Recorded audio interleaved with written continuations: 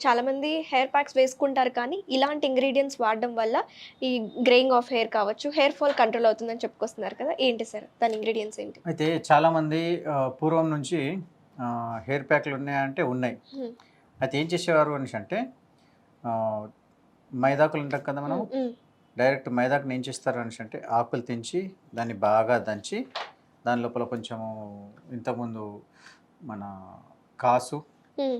కొంచెం డికాషన్ కాసి బాగా కలిపి రాత్రంతా నానబెట్టి ఓకే. మళ్ళీ అప్లికేషన్ ఇచ్చేవారు అన్నట్టు. ఓకే. అలా అప్లికేషన్ ఇచ్చేసి కొంచెం ఎక్కువసేపు అంటే ఒక 4 గంటలు 3 గంటలు ఎండేదాకా పెడితే బాగుంటుంది అనేసి హ్మ్. అలా పెట్టేవారు. హ్మ్. అదొక పద్ధతి. ఓకే. అయితే ఇక్కడ ముఖ్యంగా గుర్తుంచుకోవాల్సింది ఏంటంటే ప్రేక్షకులు ఏ హెయిర్‌కి హెన్నా పెడితే బాగుంటది అనేది ఒక నిర్ధారణకు రావాలి. ఓకే. దీని లోపల ఒక సుమారుగా మోస్తారుగా మనం వేసుకుంటే ఆహ్, హెయిర్‌లో ఒక 4-5 రకాలు ఉన్నాయనేసి అనుకుందాం మనం. హ్మ్. ఒకటి అతి పల్చటి హెయిర్, హ్మ్. తర్వాత వచ్చేసి మీడియం నార్మల్ హెయిర్, హ్మ్. తర్వాత వచ్చేసి థిక్ హెయిర్, ఓకే. తర్వాత వచ్చేసి heavy thick hair and wavy hair హ్మ్. అండ్ దానిలో పాటు గ్రీజీ హెయిర్, హ్మ్. ఇంకోటి వచ్చేసి ఆఫ్రికన్ హెయిర్. ఓకే. ఇలా ఒక 4-5 రకాల హెయిర్లు మనకు ఉంటాయి. అనుకున్నాము. హ్మ్. అయితే ఏదైతే పల్చటి హెయిర్ ఉన్నదో దానికి మెహందీ పెట్టకూడదు. ఓకే. పెట్టిన అంటే బట్టతలలాగా అయిపోతుంది. హ్మ్. నార్మల్ హెయిర్కి ఎంత పెట్టుకోవచ్చు టైం అనేసి అంటే 10-15 నిమిషాలు 20 నిమిషాలు మాత్రమే పెట్టుకోవచ్చు. ఓకే. తర్వాత వచ్చేసి థిక్ హెయిర్, థిక్ హెయిర్కి ఎలా పెట్టాము, దాని లోపల ఏమైనా డర్ట్ గిట్ల ఏమైనా ఉంటే దాన్ని క్లీన్ చేయడానికి హ్మ్. మనం రిఫ్రెష్ ఇవ్వడానికి వాడతాము. ఓకే. తర్వాత వచ్చేసి thick hair, wavy hair and hmm. Greasy hair. అంటే హ్మ్. ఇది బాగా థిక్‌గా ఉంటుంది, వేవీగా ఉంటుంది. అంటే హ్మ్. గుంగురు గుంగురు తిరిగిపోయి అవునవును. కదా! అవును. అది ప్లస్ దాంతో పాటు ఆయిలీ ఉంటుంది బాగా. ఓకే. ఎప్పుడు కడిగినా గానీ మళ్ళీ జిడ్డుగా ఉంటుంది. ఓకే. అలాంటి వాళ్ళు స్పెషల్‌గా ఈ ప్యాక్ పెట్టుకున్నారంటే ఇంకా అద్భుతంగా పనిచేస్తుందన్నట్టు. హ్మ్. అయితే ఇక్కడ మనం చేసుకోవాల్సింది ఏంది అనేసంటే పల్చటి హెయిర్‌కి పెట్టేసామనుకోండి, హ్మ్. అలా పెట్టి అలా క్లీన్ చేసేసుకోవాలి. ఓకే. అందరూ పెట్టుకోవచ్చు. బట్ జస్ట్ అలా క్లీన్. పెట్టుకోవచ్చు. హ్మ్. అయితే దాని లోపల ఇంగ్రీడియెంట్స్ లోపల ఏం వాడాలి దాంట్లో అనేసంటే ఆలివ్ ఆయిల్ గానీ, కోకోనట్ ఆయిల్ గానీ అప్లికేషన్ ఇచ్చేసి అలా మీరు ప్యాక్ పెట్టుకోవచ్చు. ఓకే. దానివల్ల ఏమవుతుందంటే హెయిర్ రిఫ్రెష్‌మెంట్ వస్తుంది. హ్మ్. అండ్ ఆ హెయిర్ పల్చగుంది కదా! హ్మ్. దాని లోపల డ్రైనెస్ వల్ల వచ్చే గరుకుతనం అనేది మీకు స్మూత్‌నెస్ అయిపోతుంది. కండిషనింగ్ అయిపోతుంది ఓకే. దీనివల్ల. హ్మ్.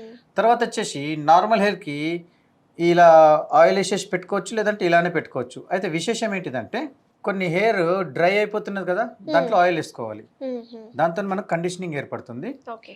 తర్వాత వచ్చేసి ఏదైతే గ్రీజీ హెయిర్ ఉంటుందో హ్మ్. వాటికి మాత్రం ఆయిల్ ఏయకూడదు. ఓకే. ఎందుకంటే ఆల్రెడీ ఆయిలీ ఉంటుంది కాబట్టి. ఇక్కడ హ్మ్. మనం చేయాల్సింది ఏంటిది అనేసంటే స్కాల్ప్‌ని అతి శుద్ధి చేయడం అన్నట్టు. ఓకే. క్లీన్జింగ్ చేయడం. క్లెన్స్ చేయడం.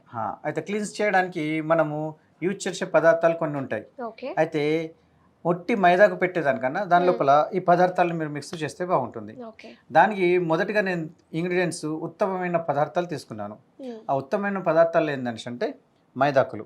ఓకే.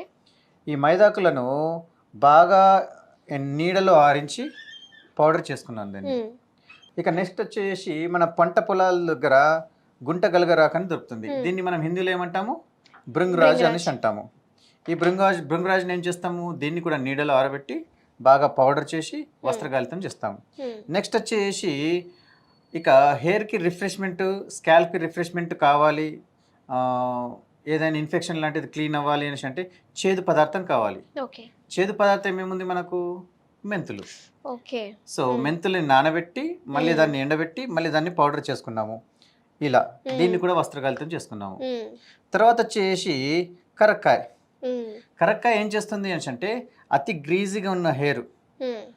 అండ్ వాసన వస్తా ఉంటుంది, హ్మ్. జిడ్డుగా ఉంటుంది, డెడ్ స్కిన్ ఎళ్ళదు, చుండ్రవుతుంది. హ్మ్. అలాంటి హెయిర్‌కి మనం కరక్కాయని యూజ్ చేస్తాము. అంటే ఇక్కడ గ్రేయింగ్ ఆఫ్ హెయిర్‌కే కాదు, జుట్టు రాలిపోయే సమస్యకే కాదు, అలాగే డాండ్రఫ్‌కి కూడా యూజ్ అవుతుందన్నమాట ఈ ప్యాక్. 100%.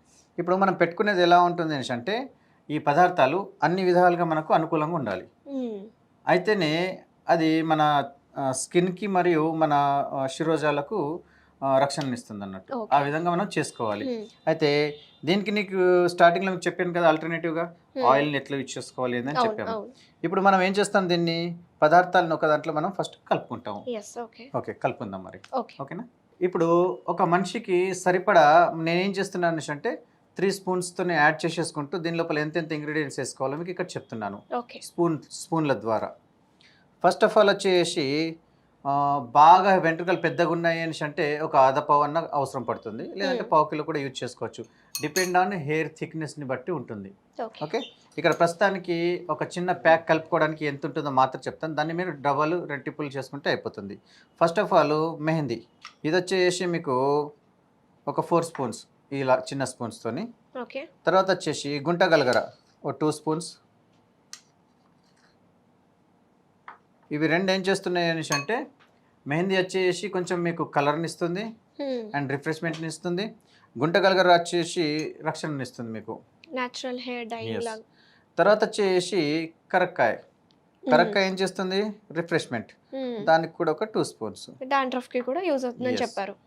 తర్వాత ఇన్ఫెక్షన్ లాంటివి ఏమన్నా బాగా దురదలు వస్తున్నాయి అనేసి అంటే దానికి మనము మెంతుల పౌడర్, ఓకే. దానికి కూడా ఒక 2 స్పూన్స్. దీన్ని క్రమ పద్ధతిలో కరెక్ట్గా మిక్స్ చేసుకోవాలి. ఇలా మిక్స్ చేసుకొని గాజు గ్లాసులు మనము భద్రపరచుకోవాలి. అంటే పౌడర్స్ని కలుపుకొని మనం పెట్టేసుకోవచ్చు, ఎప్పుడు కావాలో అప్పుడు మళ్ళీ తీసుకొని దాన్ని మళ్ళీ నీటి ద్వారా మనం కలుపుకోవచ్చు. అయితే దీనికి మనం చేయాల్సింది ఏంది, లూక్ వామ్ వాటర్లో కలపాలి. ఓకే. లేదు అని అన్నారనుకోండి, రాత్రి నానబెట్టేసి పొద్దున అప్లికేషన్ ఇవ్వచ్చు. ఓకేనా?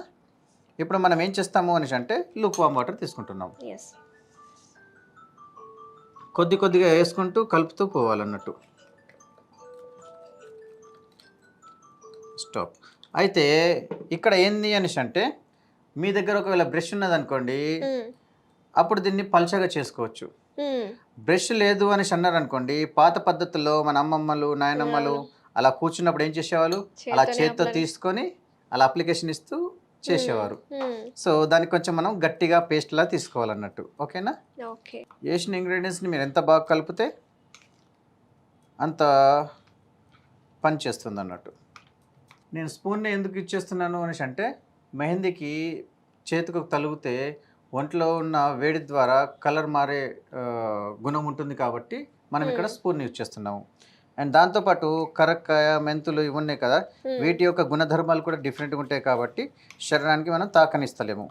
అందుకోసము హెయిర్ ఏంటిది, ప్రాణం ఉన్నది కానీ దానికి స్పర్శ లేదు.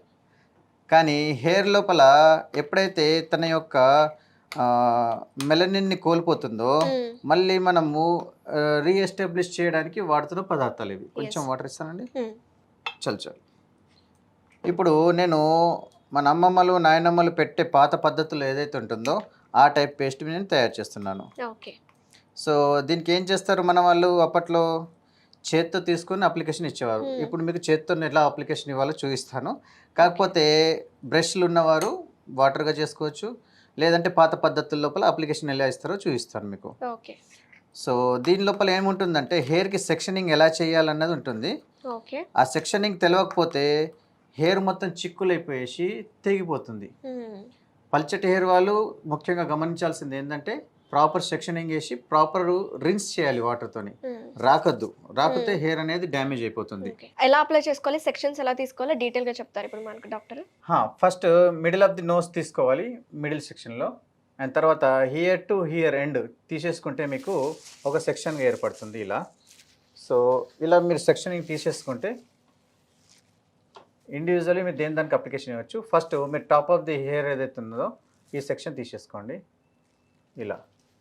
ఈ ఫస్ట్ ఈ టాప్, ఈ టాప్లో ఇదొకటి, నెక్స్ట్ ఇదొకటి, ఇలా తీసేసుకోవాలి. ఇలా అప్లికేషన్ తీసేసుకోవాలి. అండ్ దీనికి అప్లికేషన్ ఫస్ట్ ఫ్రంట్ సైడ్, కింద ఇటు side and back side. And దీన్ని అప్లికేషన్ ఇలా పైకి రాలి, ఇలా అప్లికేషన్ ఇస్తూ వెళ్ళిపోవాలి. ఇదే పద్ధతుల లోపల సెక్షన్ బై సెక్షన్ తీసేసుకుంటూ మీకు టోటల్లీ అప్లికేషన్ ఇస్తూ వెళ్ళిపోవాలి దీనికి. అండ్ దీన్ని ఏం చేయాలి అని అంటే కొంచెం లైట్గా మసాజ్ చేసుకుంటూ పైకి అనాలి.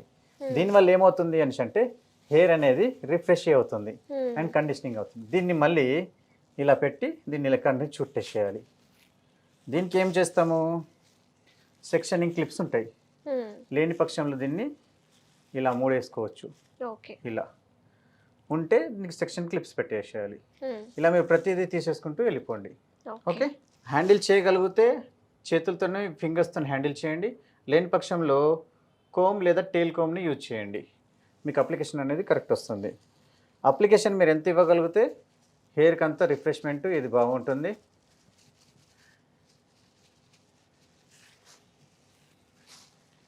ఇక బాగా మీకు స్కిన్లో డిసీజ్ ఉన్నది, బాగా ఇబ్బంది అవుతుంది, బాగా ఇచ్చి ఉంది అనేసి అంటే దీని లోపల గోక్షారం దొరుకుతుంది, గోమూత్రంతో చేసింది. దాన్ని కూడా దీంట్లో అప్లికేషన్ ఇవ్వచ్చు. దాంతో తలకు సంబంధించిన చర్మ రోగాలు ఏమన్నా ఉంటే కూడా మీకు దాంతో వెళ్ళిపోతాయి. ఓకే, సో నెక్స్ట్ సెక్షన్ వచ్చేసి మనము right side. Okay, like this. అయితే పెడుతున్న కొద్ది చల్లగా ఉంటుంది, ఎండాకాలంలో ఎక్కువసేపు పెట్టుకోవచ్చు.